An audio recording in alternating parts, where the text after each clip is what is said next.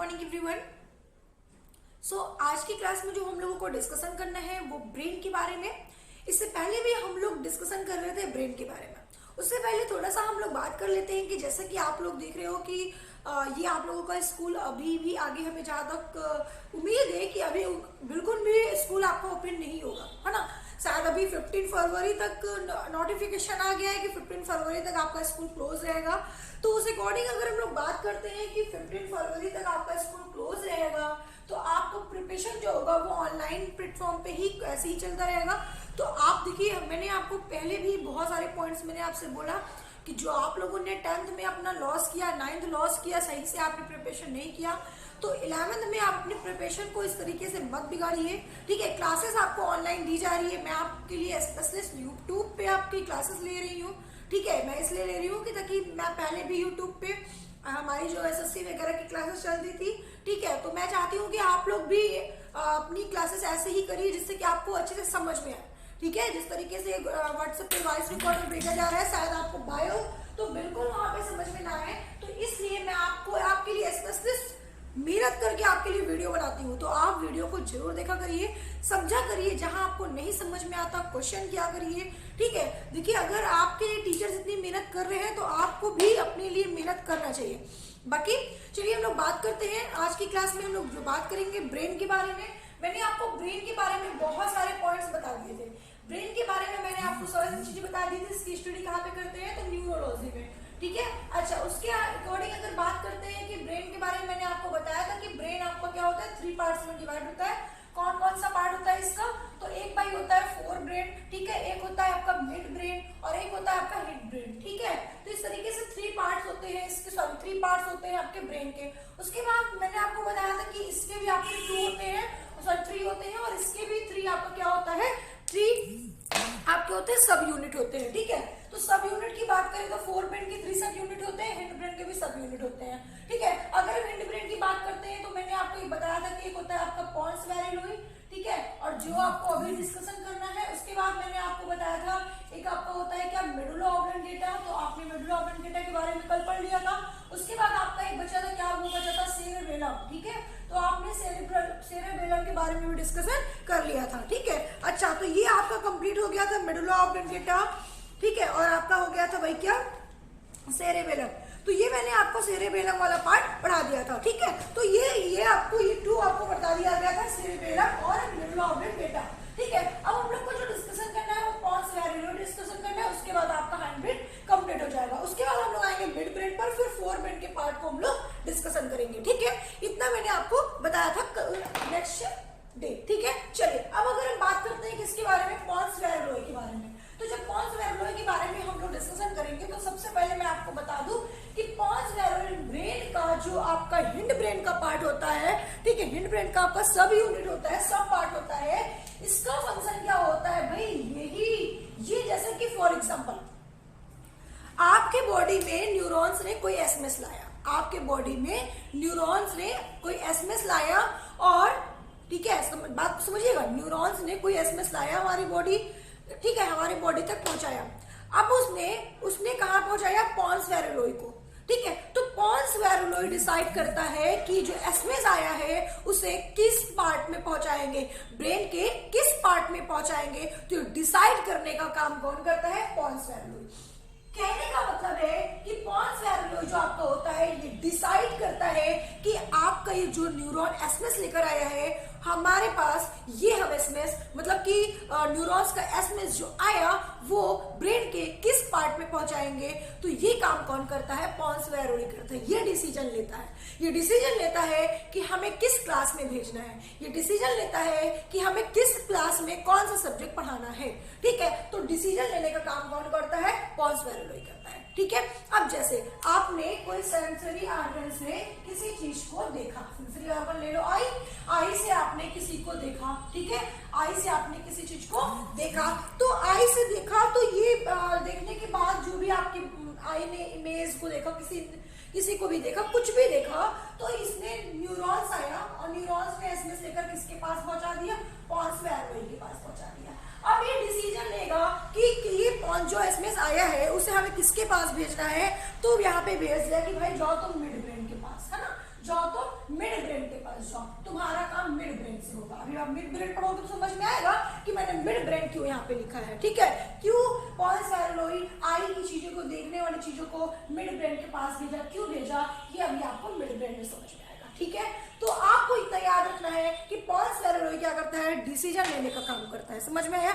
अब जैसे अब अगर हम बात करते हैं कि अगर आपने हार्ट से कोई, आपके हार्ट से कोई एसएमएस आया, आपके हार्ट से कोई एसएमएस आया, ठीक है, और ये एसएमएस लेकर आया न्यूरॉन्स ने, न्यूरॉन्स एसएमएस लेकर आया पॉन्स के पास, ठीक है, और ये डिसीजन लेंगे भैया, ये डिसीजन लेंगे कि आपको ब्रेन के किस पार्ट में भेजना है, तो ये किसके पास भेज देंगे, ये बात भेज देंगे हिंड ब्रेन के पास। किसके पास, हिंड ब्रेन के पास ये भेज दिए। और हिंड ब्रेन आपने पढ़ा है, आपने पढ़ा हिंड ब्रेन में क्या, कि हिंड ब्रेन में क्या होता है, हार्ट कंट्रक्शन वाला काम मैंने बताया था आपको, याद करिए। सेरेबेलम जब पढ़ा रही थी वहां पे मैंने बताया था कि मसल्स कंट्रक्शन का काम कौन करता है, तो आपका सेरेबेलम करता है, ठीक है। तो इस तरीके से ये क्या करेगा, एसएमएस पहुंचाएगा हिंड ब्रेन के पास, और फिर हिंड ब्रेन का जो काम होगा वो करेगा, ठीक है। तो इस तरीके से ये क्या करता है, पॉन्स वैरेलोई डिसीजन लेता है कि कौन सा एसएमएस किस पार्ट में पहुंचाना है। आई होप कि आपको यहाँ तक समझ में आ गया होगा। हमारे वीडियो में एसएमएस आता है, ब्रेन के किस पार्ट में जाएगा, ये डिसीजन लेने वाला कौन होता है, ये डिसीजन लेने का काम ब्रेन का कौन सा पार्ट करता है, तो आपको आंसर देना है कि पॉन्स वैरेलोई करता है, ठीक है। और सबसे इंपॉर्टेंट पॉइंट ये है कि ये इसके पॉन्स वैरेलोई ये काम करने के अलावा एक काम और करता है, और वो क्या, तो आपको याद रखना है कि वो रेस्पिरेशन में भी हेल्प करता है, रेस्पिरेशन में भी हेल्प करता है। अब आप कहोगे कि मैम इससे पहले आपने जब मेडुला ऑब्लिंगेटा पढ़ाया था, तो आपने मेडुला ऑब्लिंगेटा में भी बताया था कि डाइजेशन, ठीक, सॉरी, इसके अलावा भी आपने जब इसके पहले जो पढ़ाया था, कौन सा, तो आपको बताना सेरेबेलम वाला पार्ट, तो वहां पे भी आपने यही बताया था कि रेस्पिरेशन में वो भी हेल्प करता है। तो क्या ये भी सही है और वो भी सही है, दोनों का आंसर देना और दोनों होगा, बिल्कुल। तो आपको यहाँ पे याद रखना है कि ऑप्शन के अकॉर्डिंग आपको आंसर लगाना है। अगर आपका ऑप्शन में दिया हुआ है, ठीक है, अगर ऑप्शन में दिया हुआ है वो, तो आपको लगा देना है। अगर नहीं दिया है तो आपको ये रेस्पिरेशन प्रोसेस किसमें लगाना है, पॉन्स वैरेलोई में लगाना है, ठीक है। तो आप याद रखेंगे, ठीक है। तो जिसमें रेस्पिरेशन, डाइजेशन और हार्ट बीट, मैंने आपको सारी चीजें भी बताया सेरेब्रम में, तो आपको ये पॉइंट याद रखना है कि पॉन्स वैरेलोई का एक काम और भी होता है, रेस्पिरेशन में ये क्या करता है, आपकी हेल्प करता है, ठीक है। चलिए, इतना समझ में आया आपको। अब आइए थोड़ा सा हम लोग नेक्स्ट पॉइंट पे। तो पॉन्स वैरेलोई का एक ही काम होता है जो मैंने आपको बताया कि ये क्या करता है, डिसीजन लेने का काम करता है, ठीक है। उसके अलावा अगर हम लोग और बात करें तो इसे हम लोग पॉन्स वैरेलोई को पोस्टमैन कह सकते हैं, ये पोस्टमैन का काम करता है, ठीक है। आपको समझ में आ गई इतनी चीजें। चलिए अब हम लोग क्या बात करेंगे, मिड ब्रेन बात करेंगे, हाँ, मिड ब्रेन बात करेंगे। मिड ब्रेन क्या होता है, मिड ब्रेन सबसे पहले तो ब्रेन का पार्ट का सबसे स्मॉलेस्ट पार्ट होता है, ठीक है। और जो यहाँ पे होता है मिड ब्रेन, ठीक है, यहाँ पे होता है आपका फोर ब्रेन आगे होता है, हिंड ब्रेन पीछे होता है, मिड ब्रेन आपका सेंटर में होता है, मतलब बीच में होता है ना। तो मिड ब्रेन सबसे क्या है, सबसे स्मॉलेस्ट पार्ट ऑफ ब्रेन है। तो स्मॉलेस्ट पार्ट ऑफ ब्रेन क्या होगा, आपका मिड ब्रेन होगा। तो आप लिख दोगे यहाँ पे smallest part of brain, smallest part of brain क्या है, आपका मिड ब्रेन है, ठीक है। पहला पॉइंट आपको ये मिल गया। सेकेंड पॉइंट अगर बात करते हैं तो आपके बॉडी में कितने सेंसरी ऑर्गन है, तो आपको बताना है कि हमारे बॉडी में 5 सेंसरी ऑर्गन होते हैं। कितने, तो आपको याद रखना है कि हमारे बॉडी में 5 सेंसरी ऑर्गन होते हैं। कौन कौन से होते हैं, तो आपको बताना है कि मैम हमारे बॉडी में जो होते हैं, एक तो आपका आई होता है ना, दूसरा आपका नोज होता है, तीसरा आपका टंग होता है, चौथा आपका क्या होता है भाई, चौथा आपका स्किन होता है, और पांचवा आप हमें कमेंट करके बताओ जल्दी से कि पांचवा आपका कौन सा होता है, ठीक है। तो बताओगे कि पांचवा हमारा क्या होता है भाई, ईयर होता है, ठीक है। अब देखो ये आपका 5 सेंसरी ऑर्गन है, ठीक है, ये आपका 5 सेंसरी ऑर्गन है, लेकिन आई और ईयर को कंट्रोल कौन करता है, आई और ईयर को कंट्रोल मिड ब्रेन करता है। बहुत ध्यान से समझिएगा, आई और ईयर को कंट्रोल कौन करता है, मिड ब्रेन करता है। आई ने किसी चीज को देखा या ईयर किसी चीज को सुना तो इसको कंट्रोल करने का काम कौन करता है? मिड ब्रेन करता है। फॉर एग्जाम्पल कि आई ने किसी चीज को देखा, आपको देखने के बाद ये क्या करते हैं? एनालिसिस करता है कि हमें ये हमने क्या देखा और देखने के बाद हमें कैसा रिप्लाई देना है सामने वाले को। तो ये सब कंट्रोल करने का कौन काम करता है? मिड ब्रेन काम करता है। ठीक है, याद रखेंगे आप लोग यहाँ पे। ठीक है, तो आई जो भी इमेज को देखेगा, जो इमेज उसकी आई में जो इमेज बनेगी, ठीक है, आई में जो इमेज बनेगी उसका क्या बोलते हैं? एक्टिक नर्व जो होंगे, ठीक है, जो एक्टिक नर्व होंगे, ठीक है, नर्व से होते हुए मिड ब्रेन तक पहुंचेगा और मिड ब्रेन इसे क्या करेगा? पहचानेगा कि हमने क्या देखा, कब देखा, कैसे देखा, कहाँ देखा। इन सब को कंट्रोल करने का काम कौन करता है? आपका मिड ब्रेन करता है। आई होप कि यहाँ तक आपको ये पॉइंट अच्छे से समझ में आ गया होगा। मैंने आपको बताया कि आई या ईयर को अगर आप ले लेते हो, आपने आई से किसी चीज को देखा, देखने के बाद जो आपका न्यूरॉन होगा, नर्व होगा, है ना, ऑप्टिक नर्व होगा, तो ये ऑप्टिक नर्व जो होगा वो आपके आई तक लाएगा। ठीक है, किसको? जो आप जैसे आप खड़े हो और मैं पढ़ा रही हूँ, आप मुझे देख रहे हो, तो आपका ऑप्टिक जो नर्व होगा वो आई तक ले आएगा और उस इमेज को आपके आई में बनाएगा। ठीक है, कि आपने इस इमेज को देखा है, ये इमेज ऐसी बनी हुई है। ठीक है, और उसके बाद वो जो आपके आई होंगे, ठीक है, इमेज को बना लिया, सब कुछ कर लिया। अब कब देखे हो, कहाँ देखे हो, कैसे देखे हो, किस तरह बना है, क्या शेप है, क्या साइज है, इन सब को कंट्रोल कौन करेगा? Mid brain. फॉर एग्जाम्पल आपने बाद में जैसे मैंने पूछा कि भाई तुमने क्या पढ़ा, आपने क्या बोर्ड में लिखा हुआ देखा, तो आपका मिड ब्रेन याद करके बताएगा कि मैं ऐसी इमेज देखा था, ऐसा सुना था, ऐसा वो बोला था, कब बोला था, इस दिन बोला था। इन सब को डिसीजन लेने का काम, डिसाइड करने का काम कौन करता है? मिड ब्रेन करता है। तो मिड ब्रेन आपका आई और ईयर की सारी चीजों को कंट्रोल करने का काम कौन करता है? मिड ब्रेन करता है। आप याद करो, मैं आपको स्टार्टिंग से बताते आई हूं कि आपका ब्रेन आपके उठने से बैठने तक का काम करता है, वही सारा डिसीजन लेता है, आप कुछ भी नहीं करते हो। अब आप देख रहे हो कि आपके आई तक को नहीं छोड़ा, आपके ईयर तक को नहीं छोड़ा, आप अपने मर्जी से आपने सुना, लेकिन उसको कंट्रोल करने का काम किसने किया? आपका मिड ब्रेन ने किया। तो आप हर काम आप करते हो, आपका कंट्रोल करने का, डिसीजन लेने का काम कौन करता है? आपका ब्रेन लेता है। तो ब्रेन का ही पूरा पार्ट जो होता है पूरी बॉडी का बनाता है। अच्छा देखो, सोचो, भगवान ने हमें ब्रेन को ऊपर क्यों बना दिया? यहाँ भी तो रख सकते थे ब्रेन को, यहाँ भी तो रख सकते थे, नीचे भी तो रख सकते थे, क्यों ऊपर ही सबसे रखा, क्यों अपर ही रखा ब्रेन को? क्योंकि ब्रेन आपका सबसे इंपॉर्टेंट है।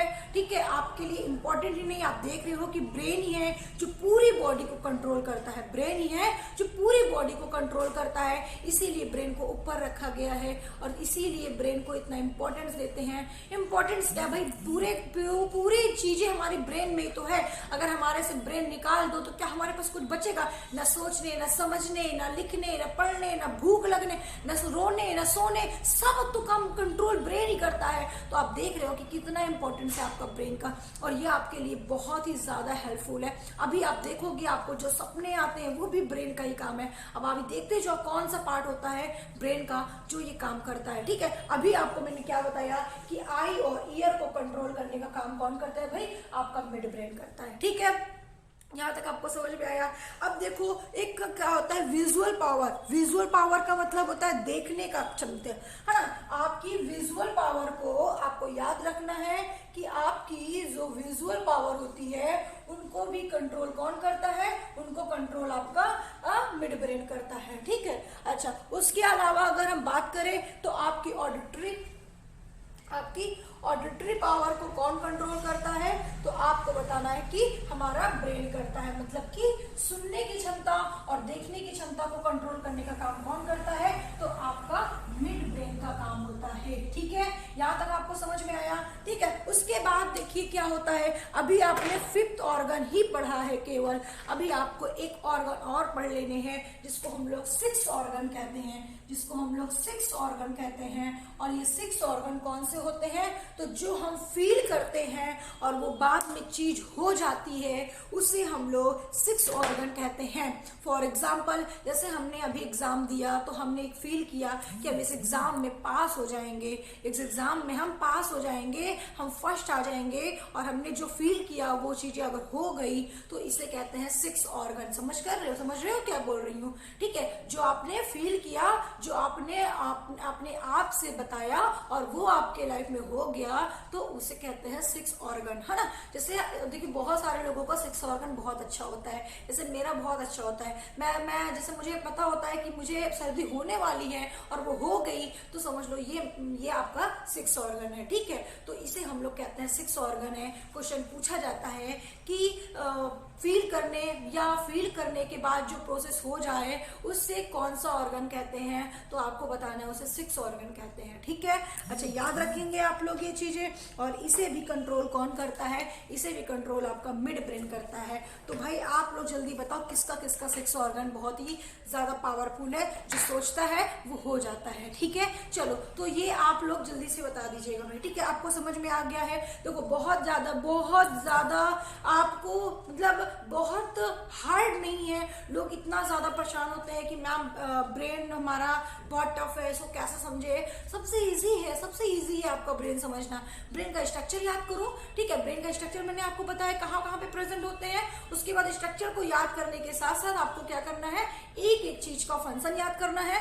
क्या किसका फंक्शन होता है, कितने पार्ट्स होते हैं, कितने सब पार्ट्स होते हैं, बहुत इजी है। ठीक है, और जिस तरीके से मैंने आपको पढ़ाया इससे आसान आपको कहीं नहीं मिलेगा। ठीक है, तो आई होप कि यहाँ तक आपको समझ में आ गया होगा। ठीक है, तो ये आपका मिड ब्रेन का हो गया, और ये आपका मैंने पहले ही बता दिया पॉन्स बैरिलोई का। तो मिड ब्रेन और हिड ब्रेन आपका कंप्लीट हो गया। ठीक है, अब आपका बचता है 4 ब्रेन। अब थोड़ा सा डिस्कशन करते हैं किसके बारे में, तो 4 ब्रेन के बारे में डिस्कशन करते हैं। ठीक है, तो अब जब 4 ब्रेन के बारे में हम लोग डिस्कशन करने जा ही रहे हैं तो 4 brain it is a largest part of brain.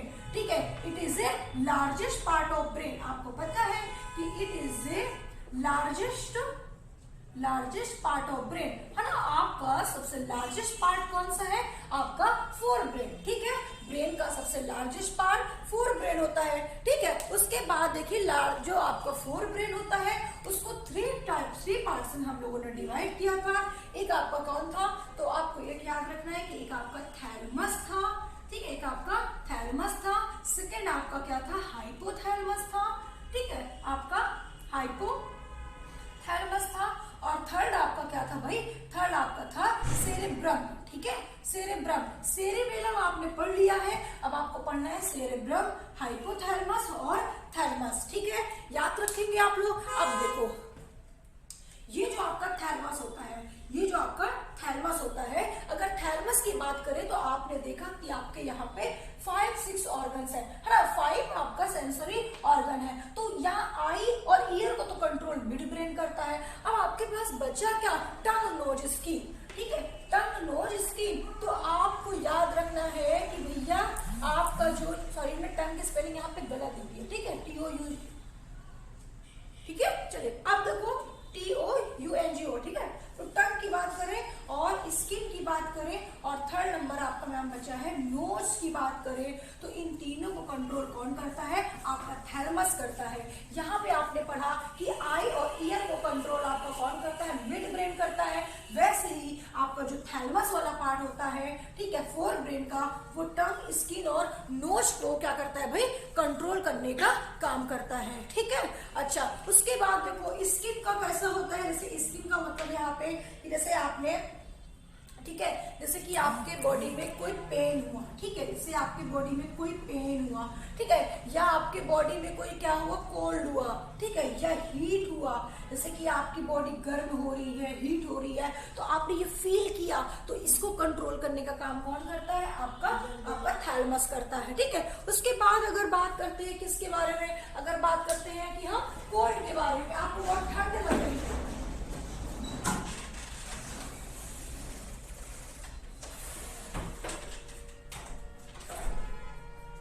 आपको बहुत ठंड लग रही है, तो ठंड लग रही है, आप फील कर रहे हो,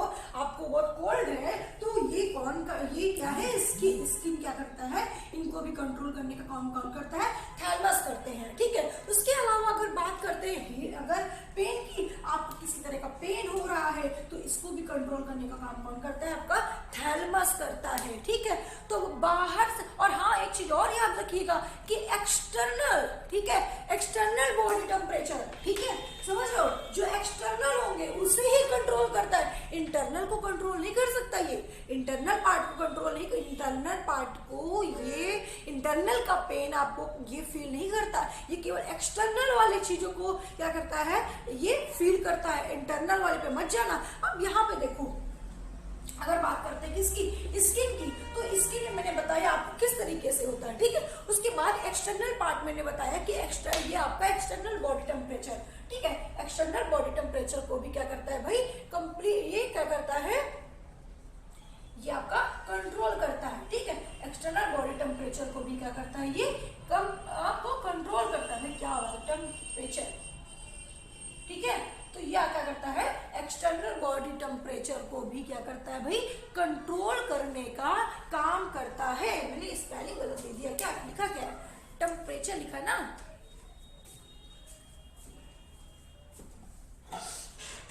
ठीक है। हाँ, थोड़ा सा आवाज मिल रही है।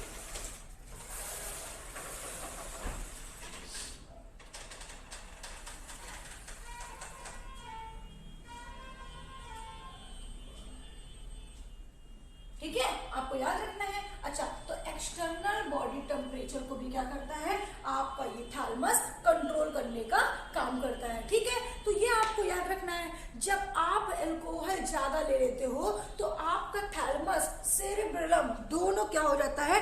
डीएक्टिवेट हो जाता है। क्या हो जाता है भाई? डीएक्टिवेट हो जाता है। और ये बात मैंने आपको इससे पहले की क्लास में भी बता दी थी, पहले से भी आपको मैंने बताया था कि जब आप अल्कोहल बहुत ज्यादा ले लेते हो तो आपका क्या होता है? थैलेमस भी क्या हो जाता है? डीएक्टिवेट हो जाता है। अब देखो, ये अल्कोहल वाली बात मैंने कब बताई थी? तो आप कहोगे कि मैम आपने अल्कोहल वाला जो पॉइंट हमें बताया था, ठीक है, वो बताया था कब? जब आप पढ़ा रही थी सेरेब्रेलम। और सेरेब्रेलम, ध्यान समझिए कि मैंने क्या बताया। अल्कोहल वाली बात मैंने कब बताई थी?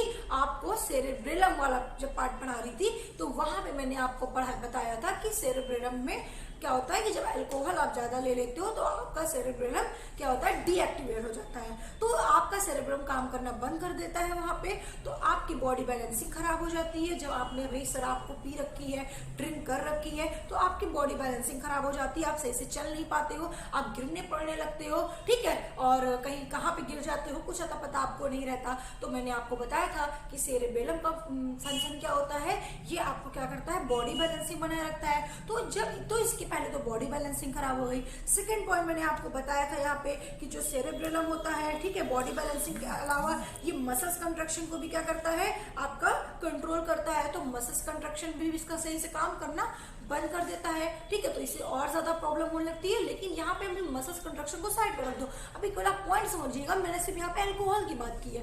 अब आपने जब अल्कोहल पी लिया है, अल्कोहल को ड्रिंक कर लिया है अच्छे से, तो आपका सेरेब्रेलम डीएक्टिवेट हो चुका है। और डीएक्टिवेट हो चुका है तो जब सेरेब्रेलम बॉडी बैलेंसिंग का कंट्रोल करेगा ही नहीं, जब जो आपका सेरेब्रम को कंट्रोल करने वाला खराब ही हो जाएगा, तो आपकी बॉडी बैलेंसिंग खराब होना शुरू हो गई, है ना। आपकी यहाँ पे बॉडी बैलेंसिंग क्या हो गई? खराब हो चुकी। चलो, अब देखो, बॉडी बैलेंसिंग को तुमने खराब कर दिया, अब इसमें कुछ नहीं हो सकता। आपने बॉडी बैलेंसिंग को खराब कर दिया, अब यहाँ पे आपको कुछ नहीं हो सकता। अब जब आपकी बॉडी बैलेंसिंग भाई क्या हो गई? खराब हो गई। अब इसके अलावा मैंने आपको एक पॉइंट और बताया था सेरेब्रेलम में कि स्पीकिंग पावर को भी कंट्रोल करता है। तो आपकी स्पीकिंग पावर भी क्या हो गई? चलो, काम खत्म। आपकी बोलने का कोई कैपेसिटी नहीं है, आप क्या बोलते हो? कुछ भी बोल देते हो। कभी कभी तो आपको जो नहीं बताना होता वो भी आप बोल डालते हो। तो यहाँ से आपको 2 पॉइंट्स मिले कि जब हमने अल्कोहल पी रखी है, हमारा सेरेब्रेलम खराब हुआ, और हमारा जब सेरेब्रेलम खराब हुआ तो हमारी बॉडी बैलेंसिंग खराब हो गई, और हमारे बोलने की, स्पीकिंग पावर का भी कोई वो नहीं रह गया। हम कुछ भी बोल सकते हैं, क्या बोलते हैं हमें कुछ भी पता नहीं है, क्योंकि हमारा सेरेब्रेलम तो खराब हो चुका और वो उसको कंट्रोल करता था, है ना। वो वही चीज बोलता था जो चीज से बोलना चाहिए, है ना, वही बताता था जो बताना चाहिए। तो जब ये दोनों हमारा चला गया, अब मैंने आपको थैलेमस पढ़ा रही हूँ। तो थैलेमस जब आपको ज्यादा ड्रिंक करते हो तो आपका सेरेब्रेलम के अलावा भी थैलेमस भी डीएक्टिवेट हो जाता है, आपका थैलेमस भी डीएक्टिवेट हो जाता है। ठीक है, अब देखो भैया, जब थैलेमस डीएक्टिवेट हो गए आपके, तो जब थैलेमस डीएक्टिवेट हो गए तो थैलेमस क्या करते हैं, थैलेमस को भाई टंग, स्किन, नोज इन सबको कंट्रोल करते हैं। टंग को, स्किन को, नोज को, इन सबको कंट्रोल करते हैं। तो भाई आपका क्या खा रहे हो, आपको मैं क्या खिला रही हूँ, इसका भी आपको पता नहीं चलेगा, क्योंकि आपको टेस्ट का भी अता पता नहीं रहेगा, क्योंकि आपका थैलेमस भी खराब हो चुका है और थैलेमस के 3 सेंसरी ऑर्गन को कंट्रोल करते हैं। तो आपको क्या खिला रहे हैं उसका भी टेस्ट आपको पता चलना बंद हो चुका है। उसके अलावा आपको कैसा पेन हो रहा है, आपको लो जूता लो चप्पल हम मार रहे हैं भैया, डंडा से मार रहे हैं, किसी भी चीज से मार रहे हैं, कोई फर्क नहीं पड़ रहा है, कोई फर्क नहीं पड़ रहा है। ऐसा लग रहा है हमें कुछ हुआ ही नहीं है, हमें तो लग ही नहीं रहा है, मारो मुझे, कुछ नहीं पता चलता। जब होश आता है तब पता चले भैया मुझे ये किया था, चल बताता हूँ अब। लेकिन वो याद भी नहीं रहता उन्हें। ठीक है, वो याद भी नहीं रहता। अभी देखिए कैसे। ठीक है, तो आपने देखा कि बॉडी बैलेंसिंग खराब हो गई, स्पीकिंग पावर खराब हो चुकी। अब यहाँ पे टेस्ट का भी आता पता नहीं है, आपका पेन भी किसी तरह का पता नहीं है, आप उसको कितना भी मारो, कितना भी पीटो, उसका पेन का भी आता पता नहीं है। अब लास्ट अगर नोज, आप उसे कुछ भी सुंघा दो तो भी नहीं पता चलने वाला भाई उसे। चलो मिलते हैं, कुछ सुंघाते हैं, है ना, उसको चप्पल ही सुंघाने लगे हम लोग, है ना। मतलब तो भाई उसको तो कुछ पता ही आता नहीं है, हम क्या कर रहे हैं क्या नहीं कर रहे हैं, कुछ भी नहीं पता, क्योंकि थैलेमस तो तुम बेकार कर चुके हो ना, थैलेमस तो आपने डीएक्टिवेट कर चुका है। तो थैलेमस आपने डीएक्टिवेट कर दिया, आपने अपना सेरेब्रम डीएक्टिवेट कर दिया। जब ये दोनों आपका डीएक्टिवेट हो चुका तो आपके बॉडी में ये सारी चीजें क्या होती है आपको पता नहीं चलती, और इसीलिए नशे में आदमी एकदम रुद्ध हो जाता है, उन्हें कुछ भी सही से पता नहीं चल पाता, क्योंकि इनका ब्रेन का थैलेमस और सेरेब्रम जैसे पार्ट डीएक्टिवेट हो जाते हैं। आई होप कि आपको समझ में आ जाएगा कि क्यों ऐसा होता है।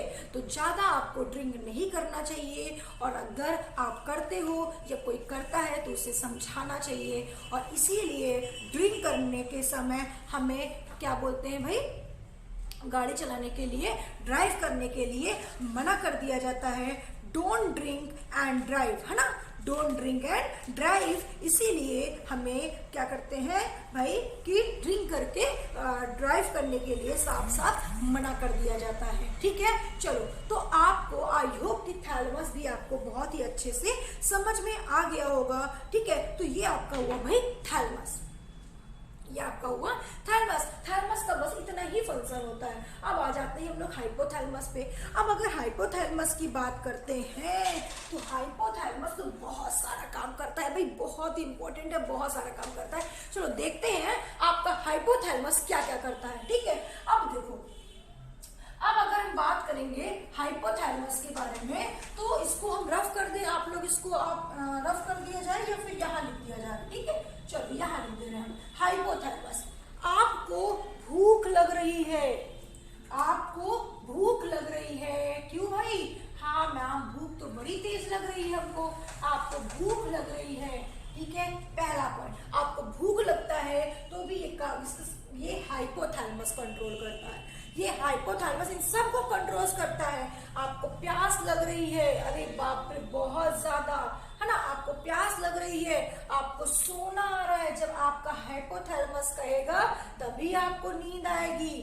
ठीक है, आपकी हॉबीज क्या है, ये हाइपोथैलेमस ही बताता है कि आपकी हॉबीज क्या है, यही डिसाइड करता है। ठीक है, आपकी फीलिंग क्या है, आप कैसा फील करते हो, ये भी कौन कंट्रोल करता है, आपका हाइपोथैलेमस कंट्रोल करता है। ठीक है, आप किससे घृणा करते हो, ठीक है, आप किससे लव करते हो, ये सब क्या करता है, हाइपोथैलेमस का काम होता है। ठीक है, आपको गुस्सा आ रहा है, बिल्कुल आएगा गुस्सा, ये भी हाइपोथैलेमस का काम होता है। ठीक है, उसके अलावा भी आप स्माइल भी कर रहे हो प्यारी सी, तो भी ये किसका काम होता है, आपका हाइपोथैलेमस का।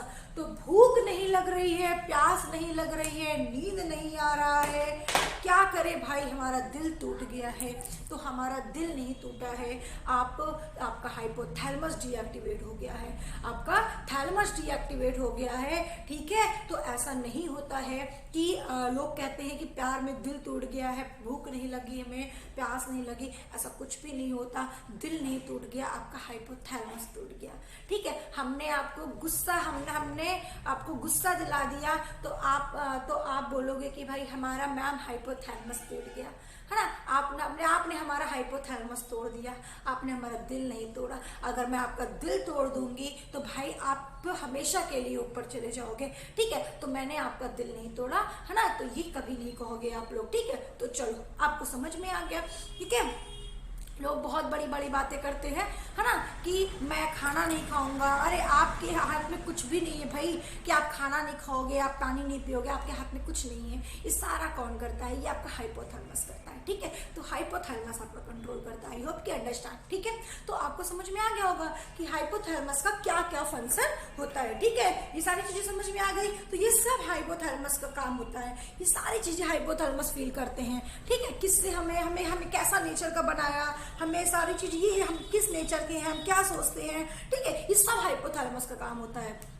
उसके अलावा हमने बताया था कि एक्सटर्नल चीज को पेन करने का काम आपका कौन करता है। तो आपने देखा था कि एक्सटर्नल पेन जो होता है आपका थैलेमस होता है, थैलेमस कंट्रोल करता है। लेकिन इंटरनल हमारा जो होता है, हमारा जो इंटरनल पेन होता है, इंटरनल पेन का मतलब जैसे हमारा हेड पेन हो रहा है, ईयर हमारे पेन हो रहे हैं, है ना, उसमें कोई प्रॉब्लम आ गई है, वो बहुत पेन हो रहा है ना, पेट दर्द हो रहा है हमारा, है ना। तो ये सारा कंट्रोल कौन करता है? तो ये सारा कंट्रोल हमारा आपका हाइपोथैलेमस करता है। तो एक्सटर्नल आपका थैलेमस और इंटरनल आपका हाइपोथैलेमस।